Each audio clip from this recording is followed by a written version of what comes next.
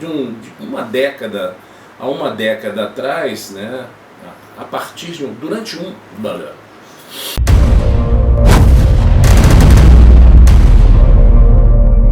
Olá pessoal, eu sou Marcelo Antunes do canal Soidial Brasil e hoje eu venho falar com vocês sobre formação de professores de Soidial. Bom, em primeiro lugar a gente tem que entender que ensinar é um ofício dos mais antigos da civilização humana. Então todo conhecimento acumulado no mundo atualmente, ele foi ensinado para alguém em algum momento e esse ensinamento foi passado de geração para geração, foi se modificando, foi se adaptando, foi crescendo, enfim. E ensinar, ele é um ofício, mas esse ensinar que eu falo é um ensinar mais estruturado, a partir de um conhecimento estruturado, onde você objetiva formar alguém, né? Então, esse ofício de ensinar, ele tem o objetivo de formar alguém para alguma coisa. E para você participar desse processo de ensino, você tem que desejar ser professor, né? Essa é uma coisa que muitos dizem que é um dom. Eu não acho que é um dom. Eu acho que é uma coisa que você vê com importância, assim como as pessoas veem várias coisas importantes na vida. Para algumas pessoas, ensinar é um elemento importante. Então você tem que desejar ser professor, você tem que desejar ensinar para as pessoas, você tem que estar disponível para as pessoas. Bom, mas para você virar um professor, você tem um processo, né? Um processo que não é simples, é um processo complexo e requer uma grande parcela de esforço, sacrifício e determinação. De longos períodos de estudo, de longos períodos de testes, de longos períodos de reflexão e de prática. Como a gente está falando de arte marcial, a prática é um elemento importante. Então, para você se formar, você tem que estar engajado num processo de prática, de estudo prático e teórico muito extenso. Não é uma coisa que você resolve com um ano, não é uma coisa que você resolve rapidamente.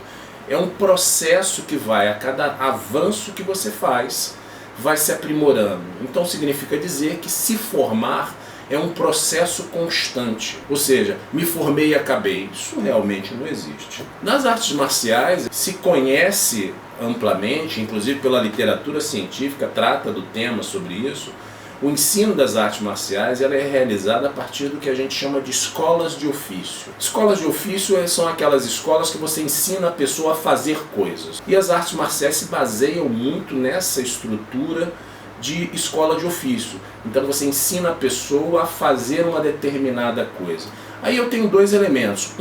O sujeito que ensina, o professor, e o sujeito que aprende, o aluno. O aluno vai aprender dentro dessa escola de ofício a fazer alguma coisa. No caso das artes marciais, vai aprender a praticar e usar aquela arte marcial, aquelas técnicas, aquele conteúdo.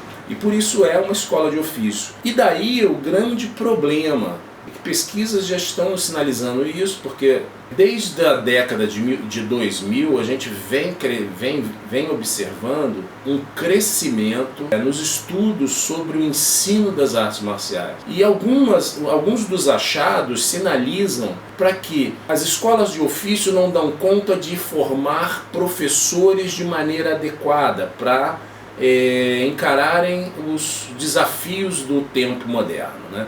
Então, vários problemas dessas escolas de ofício que se mantêm no mesmo modelo estão enfrentando até para a sua própria sobrevivência. Bom, já disse que não basta saber fazer, né? As escolas de ofício ensinam a fazer, entretanto, elas não ensinam a ensinar. Então, pensando nessa dinâmica, e aí eu estou falando de algumas escolas, não de todas, obviamente, pensando nessa dinâmica, a gente tem que colocar em foco alguns elementos. Um deles é o tempo necessário para o aprendizado se consolidar. Vou dar um exemplo rápido disso. A gente aprende a fazer uma coisa hoje. Vamos falar de idioma.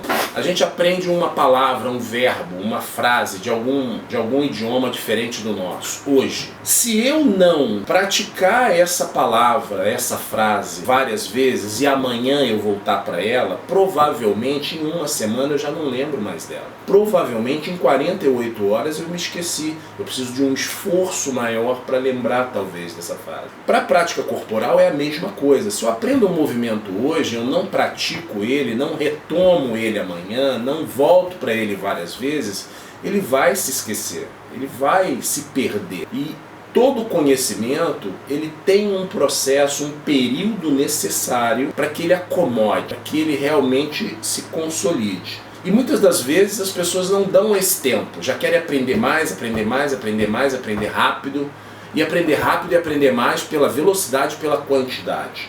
E aí eu tenho um problema no que diz respeito ao aprendizado. Outro elemento importante dentro desse processo de formação é a relação que o aluno estabelece com o professor. Atualmente a gente tem muito a relação de prestador de serviço e cliente, né? Na dimensão mais comercial é isso que acontece. Só que para esse tipo de aprendizado, dentro das escolas de ofício, a relação professor e aluno é muito importante. E não só dentro das escolas de ofício, na educação de uma maneira geral. Então quando eu falo de ensinar alguma coisa para alguém, alguma coisa estruturada, sistematizada, dentro de um contexto metodológico, eu estou falando de ensino dentro da palavra escolar. Não é um ensino coloquial, não é um ensino de rua, não é uma pedagogia não formal. Eu estou falando de uma estrutura de ensino que se baseia no processo de ensino-aprendizagem e nas relações a serem estruturadas entre professor e aluno. Porque não só a questão do conhecimento circulante, mas o estabelecimento de relações sociais, ela é fundamental para estruturar a questão da aprendizagem. Então a dimensão afetiva, ela é fundamental. Não posso considerar só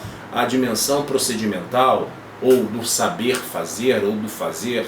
Eu não posso considerar só a questão da dimensão conceitual, ou seja, da teoria daquele conhecimento.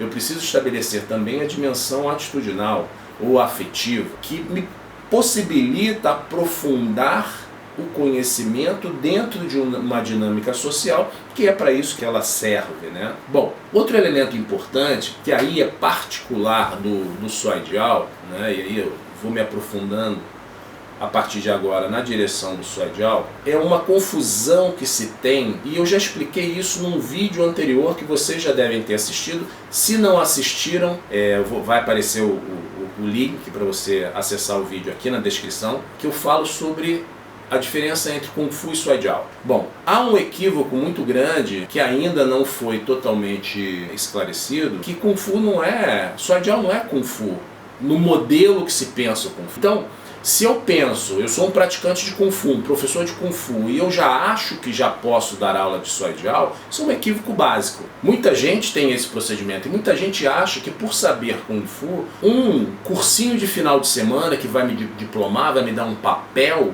me legitima como professor de SOIDIAL, sem ter a vivência da modalidade SOIDIAL. Então isso é um equívoco que acontece muito, né?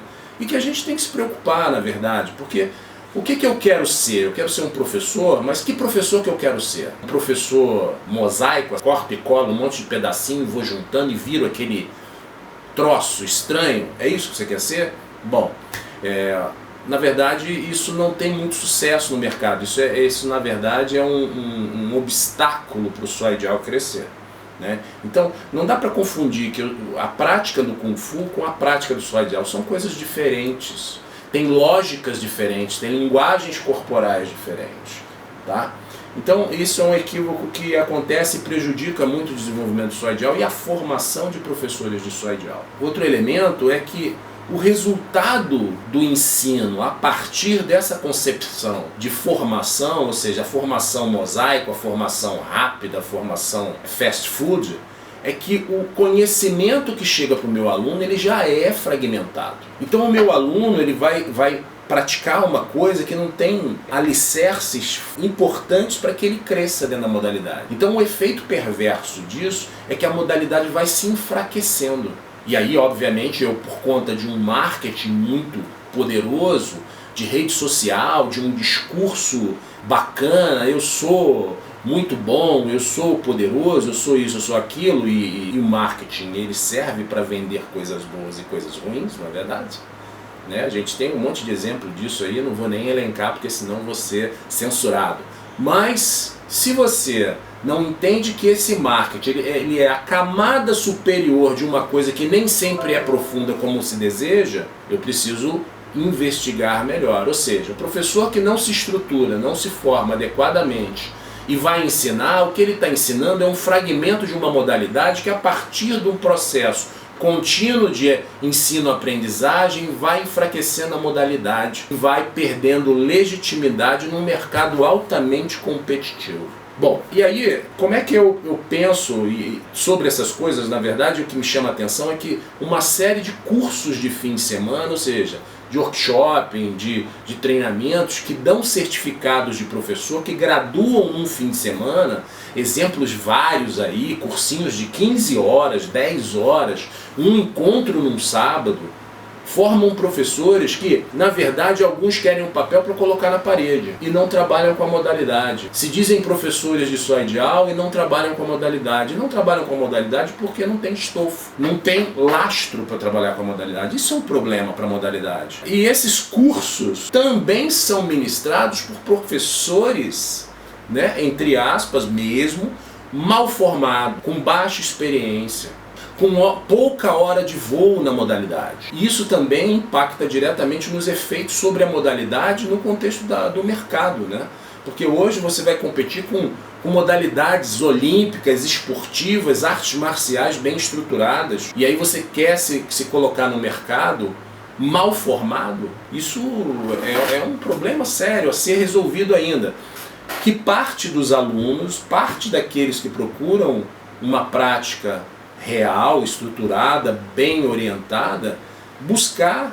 A informação está disponível hoje. Entra na internet, você vai ver coisas boas e coisas ruins. Se você tiver um critério de análise sobre isso, você vai conseguir treinar com professores adequados. Tem muito também a questão da mentira sobre a própria formação. O cara diz que se formou com X, com mestre Y, que o professor dele ensinou no Brasil e depois foi embora e que deixou para ele a herança da escola da família. Cara, um monte de história maluca que não tem comprovação. O cara não consegue comprovar. Não tem papel, não tem diploma. Então não basta tirar foto com o chinês. Não basta tirar foto na China. Aí eu fui na China viajar, passear, aí tira foto lá na porta de um lugar qualquer e diz que é academia, não sei o que, e acabou. E aí volta com aquelas fotos e divulga as fotos achando que as pessoas são bobas, não tem um mínimo de inteligência, né? Diz que treinou em segredo porque o mestre não quer que seja divulgado o conhecimento tradicional. Pô, gente, no mundo de hoje, globalizado, com celular você filma tudo, tira foto de tudo. Todo mundo está na internet. Você acha que isso é cabível de acreditar? Puxa vida, né? Vamos trabalhar um pouco com a racionalidade.